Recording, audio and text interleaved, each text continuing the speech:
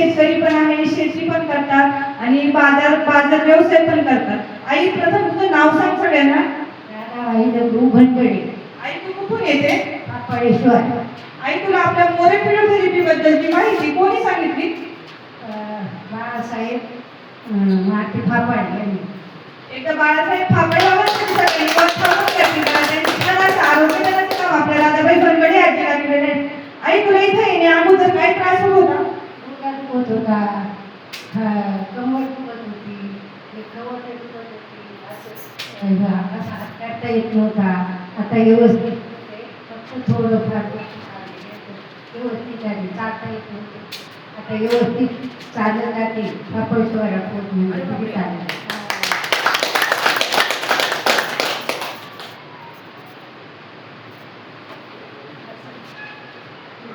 आईला वागता पण येत नव्हतं, व्यवस्थित चालता पण येत नव्हतं. आई फापळेश्वर मध्ये जवळजवळ 3 ते 4 किलोमीटर स्वतः चालत जाते आणि तिला असं सरळ व्यवस्थित उभं पण राहता येत नव्हतं. आणि हे तिचे खवटे आहेत हे पण खूप दुखत होते.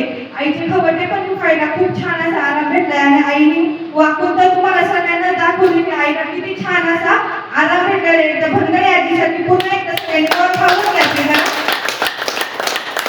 आई तुला छान असा आराम तर भेटलेलाच आहे, पण तुला कोणत्या बेडवरती थेरपी घेऊन छान असा आराम भेटलेला आहे? परिवार मध्ये भेटलेला आहे आणि बनकडे आजच्या परिवार कवच पेडणे आणि बेबी परिवार कवचनी खूप छान असा आराम भेटलेला आहे. एकदा बनकडे आपल्या परिवार कवचसाठी सगळ्यांनी वर ठाकून घ्यायची का? आई तू इथल्या सरांबद्दल आणि मॅडम बद्दल काय सांगशील? माझ्या मुलीप्रमाणे आणि मुलीसारखे जीव लावतात आणि सर सुद्धा माझ्या मुलाप्रमाणे ते सुद्धा आल्या आले आई करून सगळं काय दुखतं काय नाही दुखत सगळं विचारपूस करते. त्याच्यातच ते समाधान वाटतं आणि आम्ही माझा कमी होतो. एकदा आपल्या आई तुला छान असा फरक तर पडलेलाच आहे.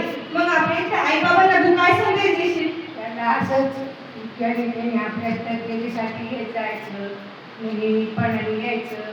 परिवार कवचची थेरपी घेतल्यामुळं अजून आराम पडतो. ज्याचे गुडघे दुखत असेल, कंबर दुखत असेल त्यांनी बीबी कवच घ्यायचा आणि परत